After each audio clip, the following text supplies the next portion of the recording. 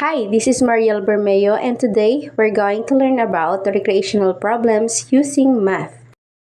Recreational mathematics is carried out for entertainment rather than a strict research and application-based professional activity. Typically, it involves games or puzzles that relate to mathematics, although the term can cover other material. It is the interconnection of different fields of math, art, puzzles, magic, and music. Some popular examples are the Rubik's Cube, Sudoku, magic squares, and logic puzzles. The Rubik's Cube was invented in 1974 by Erno Rubik, a Hungarian architecture professor. Rubik later used the cube as a learning exercise to teach his students about three-dimensional spaces. Little did he know his magic cube, as he originally named it, would become one of world's famous puzzles. A logical puzzle is a problem that can be solved through deductive reasoning. Here's an example of logical puzzle. The question is, which circle would continue the sequence? Bibigyan ko po kayo ng 5 seconds para sagutin ito sa pamamagitan ng inyong isip. Ang tamang sagot ay letter C. Recreational mathematics, a square array of numbers, usually positive integers, is called a magic square if the sums of the numbers in each row, each column, and both main diagonals are the same. Now we have sample 3x3 magic square for beginners. So, sagutan po natin. Ang sabi po dito, the sum is 15. So, kailangan daw po kahit sa magkakatapat na row at sa katapat na column, ang magiging sagot niya ay 15. Lahat po ay number 15 ang sagot. So, umpisahan po natin sa row number 1. Blank. Alright. 7 plus 6 is equals to 13. Kulang siya ng number 2 para magkaroon ng sum of 15. So, ang sagot po natin ay magiging number 2. 2 plus 7 is 9, plus 6 is equals to 15. So, may checking na po agad tayo. Okay, so since tapos na din po itong column A, which is 2 plus 9 plus 4. 2 plus 9, 11, plus 4 is equals to 15. Alright, and then, dito tayo sa row number 2. 9 plus 5, 14. Ang kulang niya number ay number 1. Para magkaroon ng total of 15. 9 plus 5, 14, plus 1 equals 15. And then, sa row number 3, 4 plus 8 is equals to 12.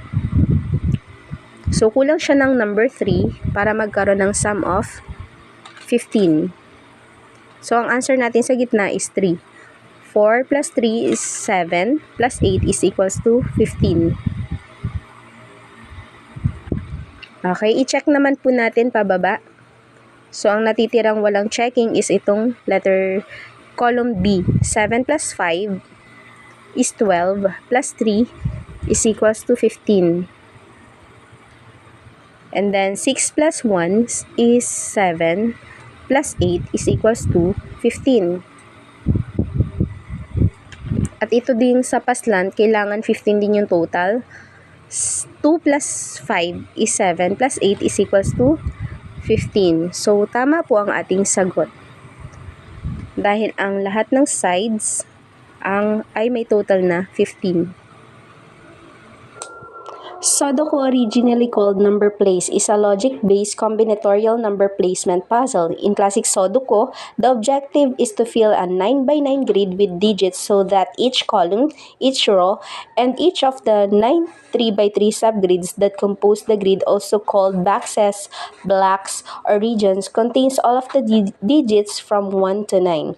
The puzzle setter provides a partially completed grid which, for a well-posed puzzle, has a single solution. So, our classic Sudoku ay merong 9x9 na grid, but in my sample, I just use a 4x4 na Sudoku puzzle. So, at least magkaroon tayo ng basic idea on how to play this game. Ngayon po ay sagutan natin ang larong Sudoku. So, gumamit po tayo ng 4x4 na Sudoku puzzles. So, meron po tayong 4 cells. Merong 4 na row. Ayan. At 4 na columns. Okay, ang simple rules po ng Sudoku ay since 4x4 ang ating puzzle, kailangan po ay makabuo tayo ng numbers 1 to 4 na hindi nauulit sa isang column at ganun din po sa row. Dapat meron siyang numbers 1 to 4 na hindi nauulit sa isang row or columns. Basta yung katapat po niya ay walang magiging kapareho na number. So, itry po natin sagutan itong column A. Ang numbers ay 1, 3, 4. So, ang kulang po natin para makabuo ng numbers 1 to 4 ay number 2.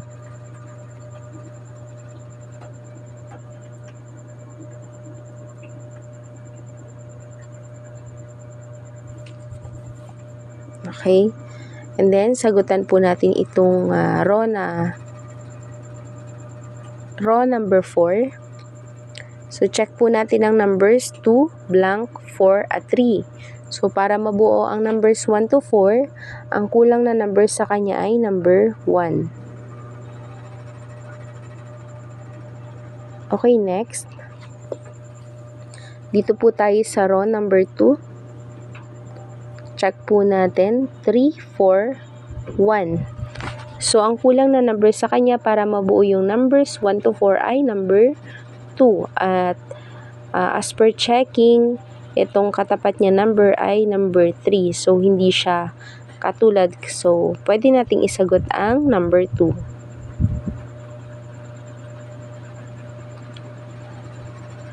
So, dapat habang nagsasagot tayo ay i-check agad natin kung ano ba yung numbers na magiging katapat niya para hindi tayo or maiwasan natin ang umulit at magkamali. Okay? Try po nating sagutan yung row number 1. Dito po sa 1 blank. So, pwede nating isagot dito ay number 3. Okay, try natin ang number 3. Since wala naman siyang kapareho dun sa katapat na column.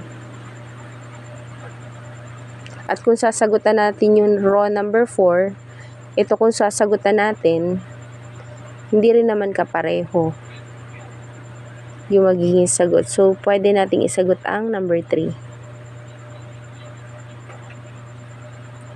Okay, since meron na tayong numbers dito sa column, may 3 numbers na tayo dito sa column B, pwede na nating sagutan ito. So, 3, 4, blank, 1. So, ang sagot natin ay number 2 since siya yung nawawala sa numbers 1 to 4. Sagot natin dito ay number 2. Okay, next. Try natin itong column.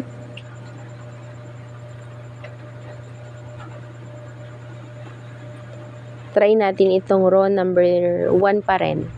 So, 1, 3, blank, blank. So, try natin ang number 2. Since meron ng number 2 dito sa column D, hindi na natin siya pwedeng isagot. Kaya, dito lang natin pwedeng ilagay sa column C. So, number 2, ang sagot natin.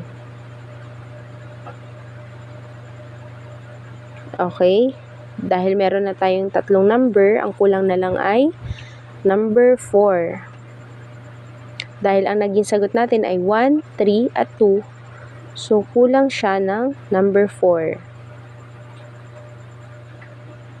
Okay? Dahil ito na lang po ang natitira, check na lang natin yung mga magiging katapat niyang numbers. So, here, Sa column C, ang numbers ay 2, 1, at 4. So, ang natitira or ang kulang na number ay number 3. Okay? And then, dito naman sa column C, 4, 2, at 3, ang kulang na number ay number 1. So, tama ang sagot natin dahil yun din ang kulang dito sa row number 1. Wala siyang katapat na kaparehong number. Okay.